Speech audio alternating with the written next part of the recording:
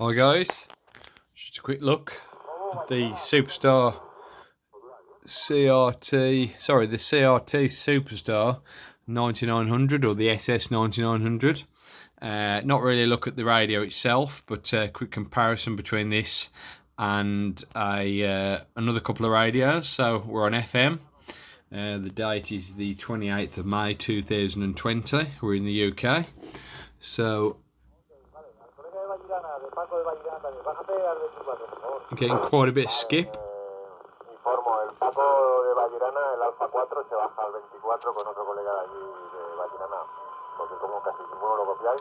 Getting quite a bit of skip there at the moment.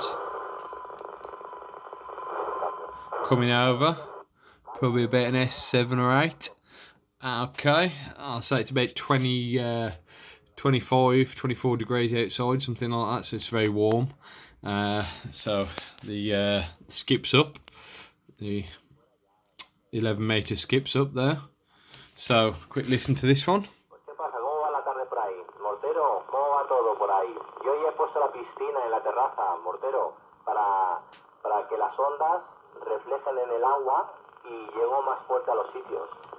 So we go to the same frequency up here on this Uniden SDS200E. Let's just switch the antennas over.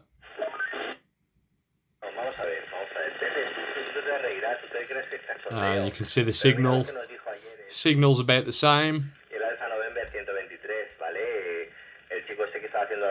Audio, if anything, is actually slightly better, I'd say.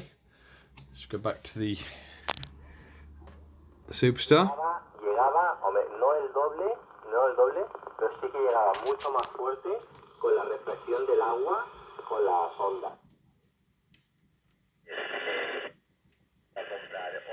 No, it's probably about the same, to be honest.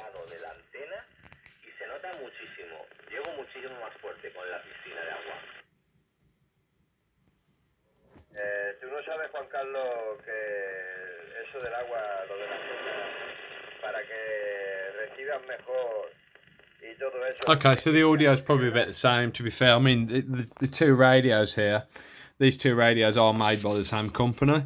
Uniden actually own CRT, so it's not going to be the same receive board, but that's why they're very sort of similar receive. But this Uniden's a very nice radio. If you only had this radio to receive, this was your only radio. For FM and AM, it actually goes down to 25 megahertz, up to 1.3 gig, with a space about 800 to 900 megs, I believe, something like that. So if this was your only radio, this would, as a receiver, this would be great, really. You know, it's very impressive receiver, and very strong receiver. I believe it's entirely software-defined system. I think that's what the SDS stands for internally. So it's a computer in a box. That's the IF change, totally computerized. I've got it on Antron 99 up above the house. That's the Solarcon A99 or the Antron 99. That's the antenna. So obviously it's tuned for the band, and it really does work well. It really is excellent. It's only got one antenna input, so that's the downside of this, that you have to use a sort of a switching system. You know, you have to use a bit of a switching system there to get your antennas in the back of it, what you want for UHF, VHF and HF or whatnot. And it obviously only goes down to 25 megs as mentioned. So it's not going to be, a proper HF rig, and a lack of SSB, single sideband, or any sort of bandwidth features. It wouldn't be any good for shortwave broadcast or anything like that. But if you're only interested in sort of communications radio, like down to 25 megs in FM and AM only, well, this is, it really is an excellent radio for that. And of course it does VHF and VHF and UHF very well, in my opinion. Okay, on to the third radio here, just for a comparison. So that's the Uniden there. Okay, so switch the antenna across.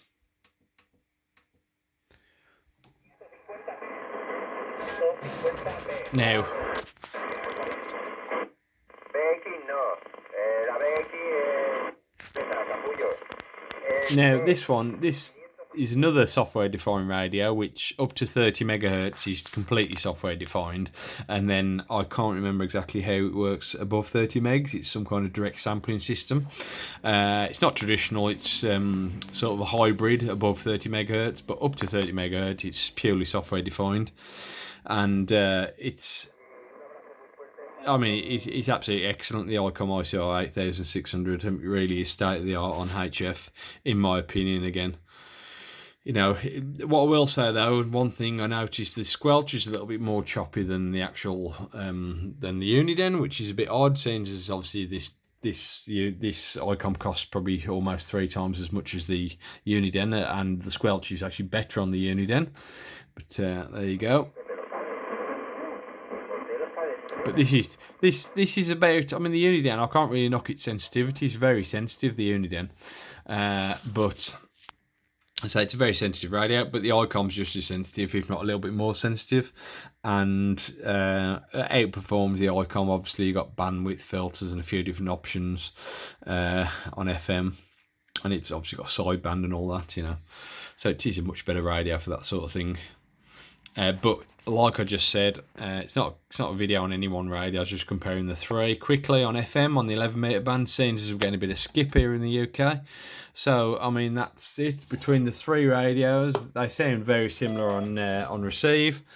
I just have to keep adjusting the brightness for the screens on these. So the CRT 9900, SS 9900. That really is a good little radio. One of the best build quality and whatnot for modern radios. That as good as they can get, sort of thing. A lot of surface mount technology in there. I'll do a full review on that at some point. Okay, so I was just reviewing the sort of the sort of comparison, the way they all receive.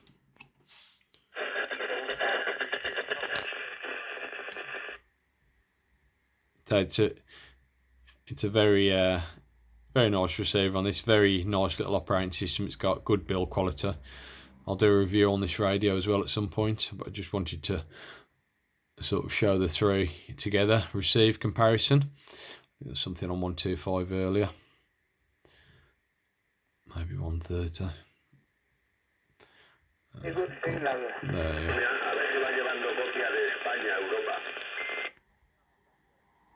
Yeah, we're getting, I can hear things in the background coming through on this radio now, with no antenna plugged in. So they are only coupled with one of these cheap three-way things. I need to get a proper one. See the elastic band around the third there, which is because they have a tendency, these little antenna switches, they have a tendency of this last one breaking, not the last one particular, one of them breaking off, or one of the inputs, sorry, the only input, one of those sockets breaking, the SO239 is breaking. A bit cheap and tacky, to be honest, but okay, so that's the review. Just a quick look at the radios, quick listen of the comparisons. In my opinion, they're all about the same sort of audio quality. The Icom's obviously a little bit more professional, and the Uniden, really is an excellent radio surprisingly for HF, the top end of HF, and the CRTs are reasonably well made, as good as it gets, sort of modern radio, in my opinion. Again, so okay guys, thanks for watching. Reviews coming soon on all these three separately. Okay.